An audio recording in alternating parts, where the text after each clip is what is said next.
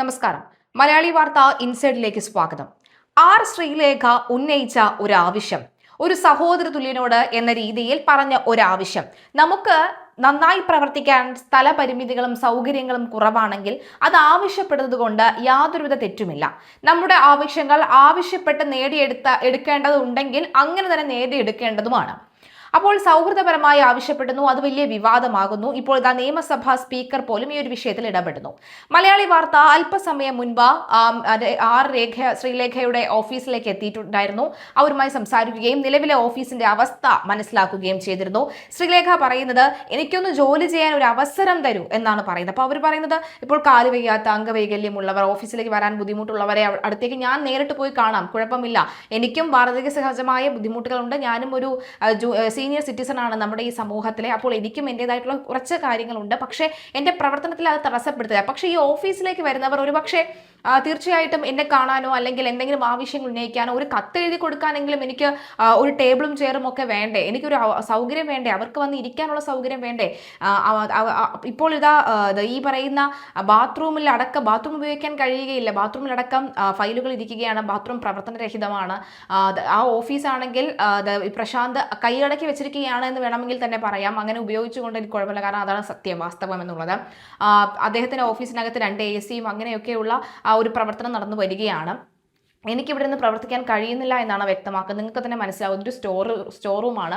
Store റൂമിനെയാണ് council റൂമായിട്ട് convert ചെയ്ത് തന്നിരിക്കുന്നത് എന്നാണ് പറയുന്നത്. തീർച്ചയായും ആ ദൃശ്യങ്ങൾ കാണുമ്പോൾ നമുക്കത് തന്നെയാണ് മനസ്സിലാകുന്നത്. ഇപ്പോഴിതാ ശ്രീലേഖയെ തടയാൻ എന്ന മട്ടിൽ ബൗൺസർമാരെ പോലെയുള്ള CPM ഗുണ്ടകളെ അവിടെ ഇറക്കിയിരിക്കുന്നു എന്നടക്കമുള്ള കാര്യവും ശ്രീലേഖ പറയുകയാണ്. എന്നാലും കൃത്യമായി പ്രവർത്തിക്കാൻ കഴിയുന്നില്ല എന്ന് വ്യക്തമാകുന്ന സാഹചര്യം തന്നെയാണ് ഉണ്ടായിരിക്കുന്നത്. ഇതാണ് വാസ്തവം, ഇതാണ് സത്യത്തിൽ ഈ ഒരു സംഭവം കൊണ്ട് ഇവിടെ നടക്കുന്നത്. ശ്രീലേഖ വിസിസ് പ്രശാന്തന്റെ പ്രശ്നം എന്താണെന്ന് അറിയാൻ, ഇപ്പോഴത്തെ പുതിയ അപ്ഡേഷൻ എന്താണെന്ന് അറിയാൻ ഇപ്പോൾ ശ്രീലേഖ തന്നെ നമ്മളോട് പ്രതികരിക്കുന്നുണ്ട്. ശ്രീലേഖയുടെ വാക്കുകളിലേക്ക്.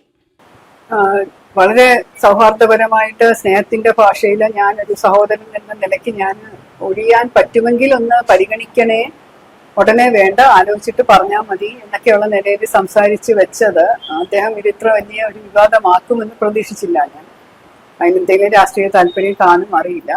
പക്ഷേ ഒരു കൗൺസിലർക്ക് ഇരിക്കാൻ പറ്റുന്ന ഒരു സൗകര്യം ഇല്ല ഇതിനകത്ത്, മാന്യമായിട്ട് ജോലി ചെയ്യണമെങ്കിൽ. കാരണം എനിക്ക് മറ്റുള്ള ആൾക്കാർ, ഞാനൊരു സീനിയർ സിറ്റിസൺ ആണ്, ഒരു വനിതയാണ്.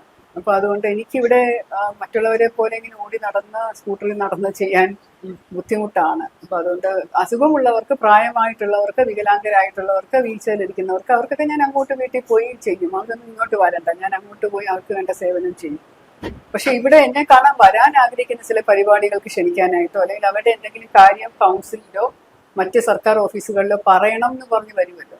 അപ്പൊ അവർക്ക് ഇവിടെ ഇന്ന് എഴുതണ്ടേ, എനിക്കൊരു കത്തെഴുതി അവരുടെ കൈ കൊടുത്തു വിടുമോ, അല്ലെങ്കിൽ ആ കൺസേൺഡ് ഓഫീസിൽ ഒരു കത്തെഴുതി കൊടുക്കുകയോ വിളിച്ച് പറയുമ്പോൾ ചെയ്യേണ്ട ഒരു സൗകര്യം. അപ്പൊ അങ്ങനെയുള്ള സൗകര്യമുള്ള സ്ഥലമല്ല. പിന്നെ ഇടയ്ക്ക് പെട്ടെന്ന് എനിക്ക് ബാത്റൂമിൽ പോകണമെന്ന് തോന്നിയാൽ എനിക്ക് എവിടെ പോകണമെന്നും അറിയില്ല. കാരണം ഈ ബാത്റൂം വർക്ക് ചെയ്യുന്നില്ല, ഇവിടെ മുഴുവൻ ഫയലും സാധനം വെച്ചത് കൊണ്ട് വെള്ളം പോലും ഇല്ല. അപ്പൊ അങ്ങനെ ഒരു സാഹചര്യം. ഇപ്പൊ ഇവിടെ കുടിക്കാനായിട്ട് വെള്ളം കുടിക്കാനുള്ള ഒരു സംവിധാനം, വെള്ളം വെക്കാനുള്ള സംവിധാനം, അങ്ങനെ ആരെങ്കിലും വന്നാ ഒരു ചായ കൊടുക്കാനുള്ള സംവിധാനം, അങ്ങനെയൊന്നും ഇല്ല.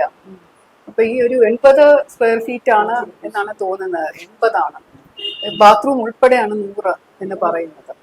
അപ്പൊ അങ്ങനെയുള്ള ഒരു സാഹചര്യത്തില് ഇതുപോലെയുള്ള ഒരു മുറിയുടെ വളരെ പ്രയാസമായിരിക്കും, ശ്വാസം മുട്ടും. അപ്പുറത്തെ റിസപ്ഷൻ ഏരിയയിലും MLA യുടെ മുറിയിലൊക്കെ AC വെച്ചിട്ടുണ്ട്, ഇവിടെ ആണെങ്കിൽ അതും ഇല്ല. അപ്പൊ അതൊക്കെ കൊണ്ട് AC എന്തെങ്കിലും ഉണ്ടായിരുന്നെങ്കിൽ കുറച്ചും കൂടെ സൗകര്യമായിരുന്നു.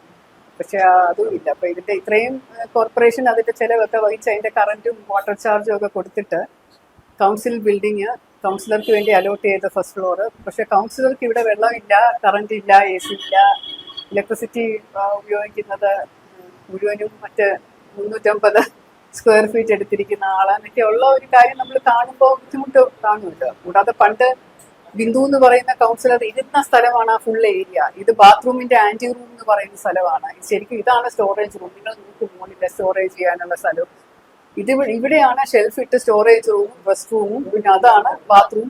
അതൊരു ഹോളായിട്ട് ബിന്ദു ഇരുന്നിരുന്ന സ്ഥലമാണ്. പക്ഷെ സംഭവം പ്രശാന്ത് വന്നതിന് ശേഷം അത് അദ്ദേഹം കൈയടക്കി എന്ന് പറയുന്നത് തന്നെയാണ് ശരി. അത് പറയുന്നത് ഇനി വിവാദമാകുമോ എന്ന് എനിക്കറിയില്ല, എന്ത് പറഞ്ഞാലും വിവാദമാണല്ലോ.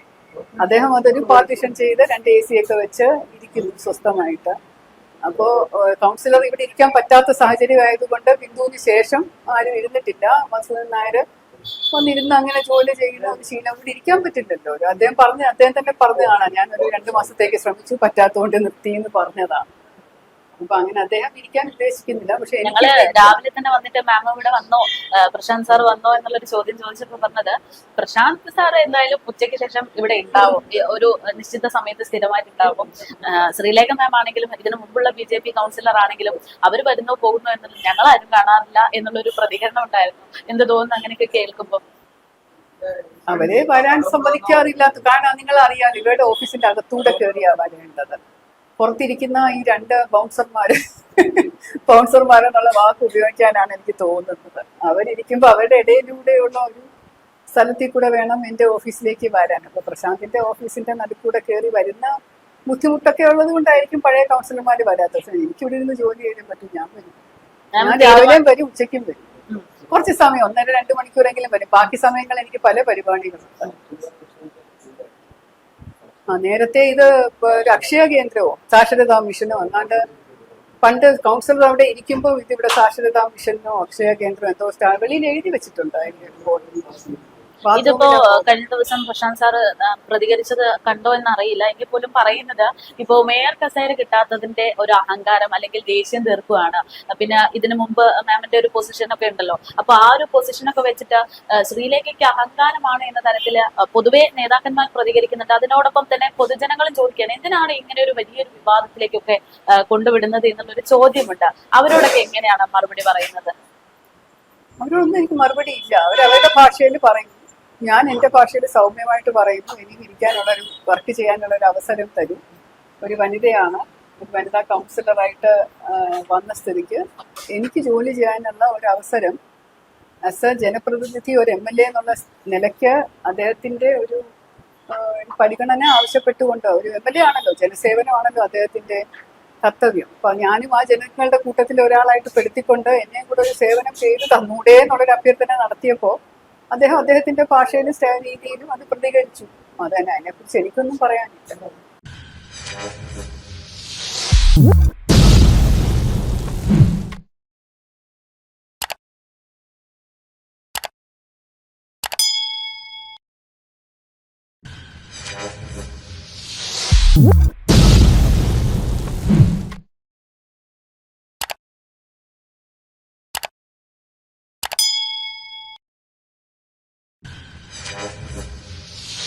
What?